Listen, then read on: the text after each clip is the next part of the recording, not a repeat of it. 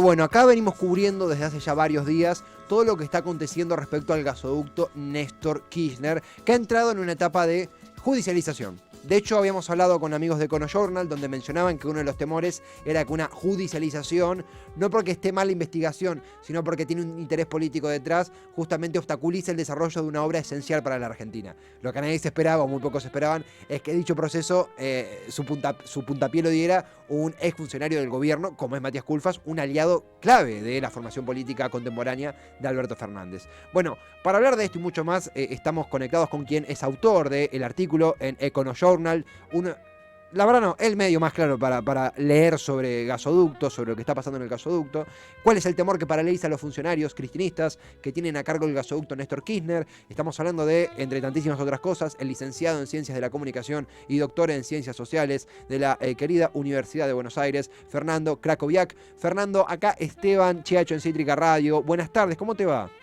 ¿Qué tal, Esteban? Buenas tardes. Lo mismo para vos, gracias por hacerte el momento para conversar, Fernando. Primero, antes que nada, un poquito te leía en Twitter y por supuesto el artículo que hiciste en Econojournal que recomendamos. Está este desaliento, ese desaliento, pongámoslo así, a partir de un proceso sumamente político y una judicialización de la política y así la obra del gasoducto que puede llegar a poner en jaque la realización de si la cosa se profundiza en el sentido negativo. En ese eje, Fernando, vos tenés una preocupación respecto a que esto pueda obstaculizar el desarrollo del gasoducto. ¿Cómo te tomó este proceso que está arrancando? ¿Cuáles son tus balances sobre esta etapa que ha comenzado de manera inesperada en torno al gasoducto Néstor Kirchner? Primero te digo que lamentablemente el gasoducto viene demorado desde hace bastante tiempo, dado que es una obra central que debería ser prioridad y el gobierno de Macri intentó avanzar en su construcción, pero ya durante el último año, en el medio de la crisis macroeconómica que dejó, le fue difícil concretar la licitación. En ese caso se esperaba que el financiamiento fuera privado, y después este gobierno anuló la licitación de Macri y quedó en avanzar con un nuevo proceso, y ese nuevo proceso se demoró hasta ahora, o sea, ya van casi 2 años y medio de gobierno.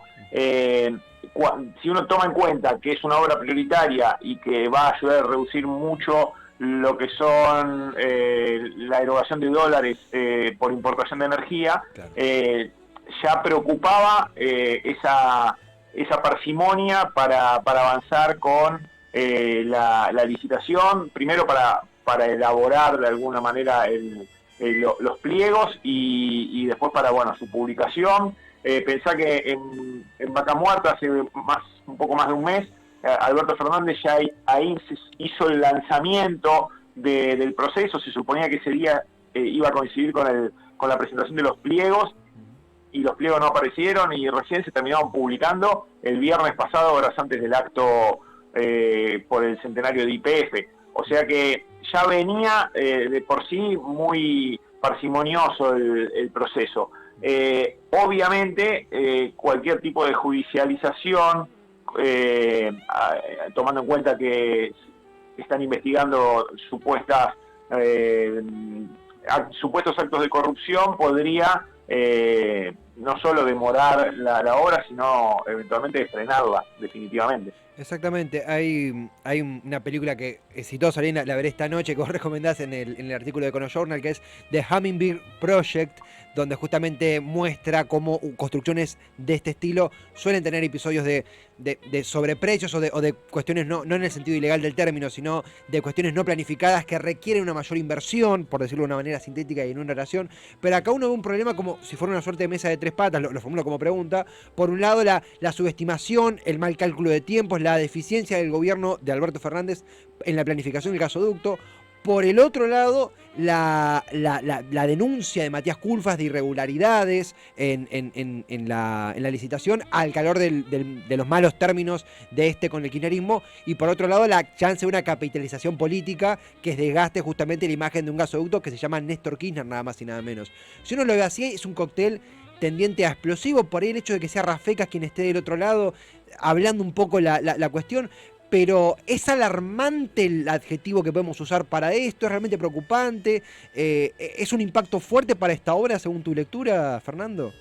A ver, yo no, sinceramente no creo que se pueda decir que en este caso hubo corrupción, porque a diferencia de otras obras donde las denuncias llegaban cuando la obra había concluido o estaba en proceso, acá no se firmó un solo contrato, ¿se entiende? O sea, el único contrato que estaba a punto de firmarse era justamente el de la provisión de los caños, que la licitación la ganó Techin, pero todavía no se firmó ese contrato. Por lo tanto, si no hay ningún contrato firmado y ninguna transferencia de dinero a nadie, hay, desde mi punto de vista, pocos elementos como para decir que alguien se benefició a costa del Estado, ¿se entiende? O sea, otro cantar hubiera sido si se hubiera firmado, supongamos, el contrato de provisión de los caños, Techin hubiera recibido el anticipo y después se hablaba de una licitación amañada o a medida. Pero acá se dejó trascender que podía ser una licitación a medida de Techin, pero la verdad es que si bien es cierto que ganó la licitación, hasta ahora no recibió un peso para avanzar con la construcción del gasoducto, y obviamente se va a analizar si esa licitación estaba amañada. Para eso Rafecas convoca, además de Aculfas, a una serie de expertos en la materia para que le digan si los pliegos consideran que estaban de algún modo diseñados para que solo pudiera ganar Techin. Yo en lo personal creo que no, pero bueno, es un análisis más pormenorizado que hay que hacer, y una vez que se determine eso, entiendo que se podría avanzar. El problema es que hasta ahora efectivamente venían siendo muy cuidadosos. Yo en esa nota que vos citaste hablé de timoratos, porque no terminaban de hacerse cargo de la decisión política de avanzar en la construcción, y demoraban indefinidamente cada paso que tenían que dar, y en esto me refiero al área que es responsable de la construcción, que no es un área que dependa del albertismo, sino que está bajo control de funcionarios que responden a Cristina Fernández de Kirchner. La verdad es esa, en eso Culfa tiene razón, y bueno, ahora con todos los ojos puestos sobre ese proceso, va a ser más difícil. Si no tenés gente decidida, con convicción y decisión política para llevar adelante la obra, les va a costar. Y además necesitas cuadros expertos, y la salida de Antonio Pronsato de Narsa tampoco ayuda a que se pueda avanzar con decisión y con rapidez. Y Fernando, algo que comparto, incluso charlando obviamente con amigos que tenemos, no es por adulador, pero tenemos menos conocimiento que vos, por ende decimos, che, planteémoslo en la nota, porque es una duda que surge, decíamos, a partir de esto de no están los contratos, no está la licitación iniciada, todavía está en boga qué empresas tomarán el abordaje de los diferentes sectores que involucran a la obra, el gasoducto, a dónde iba dirigida la crítica de Cristina. Y ahí lo formulo como pregunta, a partir de que nos informamos un poquito, a partir de tu nota y de otros artículos de otros colegas, justamente esto de, era un aliento a que lo que Techin produce en Brasil lo produzca en suelo argentino, a lo que también decimos, por ese proceso llevaría tiempo suficiente como para retrasar todavía más el gasoducto. ¿Estamos entendiendo mal? ¿Nos falta una pieza? Cristina por ahí fue un poco excesiva. ¿Vos cómo sentís esa pieza?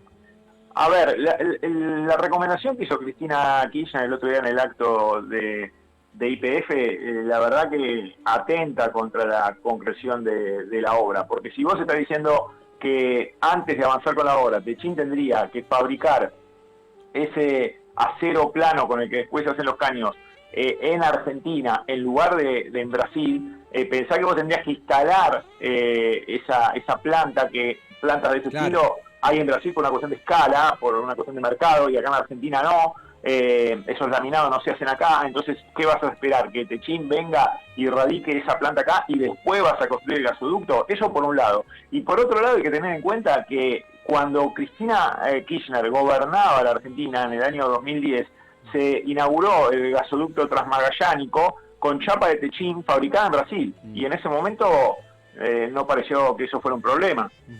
Es tiempo, es logística, es también una retórica de elementos que a veces quienes hacemos comunicación no manejamos y nos repasamos mucho en quien sabe la materia. Fernando, comenzando a concluir, no quiero dejar de consultarte porque hubo una salida que un poco fue la primera gran advertencia a nivel macro de que esto estaba descascarándose, que fue la salida de Antonio Pronsanto, y ahí vos haces, seguramente lo explicarás mejor que yo, pero una especie de dicotomía, de bifurcación de funcionarios dentro del gasoducto, la línea Pronsanto, que es la línea, la marca de Vido, Julio de Vido, que es justamente avanzar, firmar, convicción, por ahí es una palabra demasiado elogiosa, pero pongámosle ese título, y otros funcionarios mucho más cautelosos que advertían por la chance de que cualquier coma mal puesta iba a ser un pasaje seguro a los tribunales, a la judicialización, a las cámaras, a las tapas de Clarín, etcétera, etcétera, etcétera.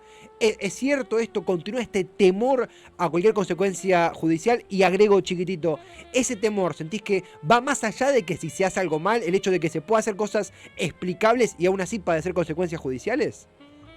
Mirá, al ponerle como nombre al gasoducto Néstor Kirchner, claro, ya estás invitando a la oposición a que ponga la lupa ahí, porque claro, es ideal para la oposición encontrar un acto de corrupción en una obra que se llama Néstor Kirchner. O sea que ya sabías que ibas a concentrar todas las miradas.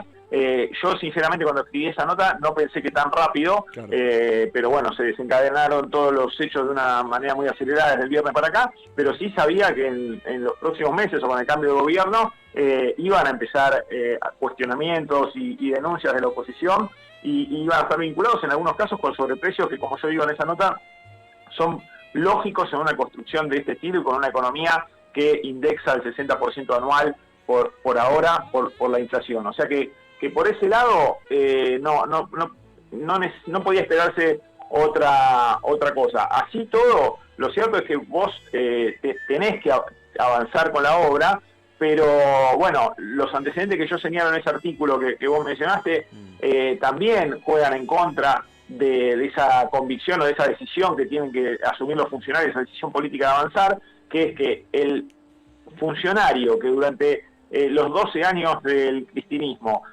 avanzó, cada vez que le pidieron, le bajaron una directiva, avanzó con esa directiva y con esa obra. Yo ahí no en esa nota no cito, pero bueno, se terminó Atucha 2, por ejemplo, y también tuvo innumerables problemas Atucha 2 y se terminó gastando mucho más de lo que estaba previsto, y sin embargo debido en todo momento impulsó esa obra, lo dice la propia gente del sector nuclear, que fue quien firmó o garantizó las ampliaciones de presupuesto y demás para que la obra se terminara, y se terminó. Y esa persona que de algún modo, más allá de las... Yo no lo estoy juzgando, ni estoy diciendo ni que era honesto, ni que era corrupto, eso lo tiene que decir la justicia. No tengo elementos, digamos, para ser tajante en ese punto, pero lo que está claro es que, más allá de la polémica que genera, era un funcionario que avanzaba. Y ese funcionario que avanzaba después, cuando salió el gobierno Cristina Kirchner, salió del poder y la reemplaza a Macri, y uno de los primeros que cae es ese funcionario en una sesión en diputados donde le quitan los fueros, sí, y el Frente para la Victoria ni siquiera bajó al recinto a defenderlo, aún sabiendo que no iba a tener los votos, por lo menos a poner la cara por él. Lo dejaron absolutamente solo. Flor de antecedente.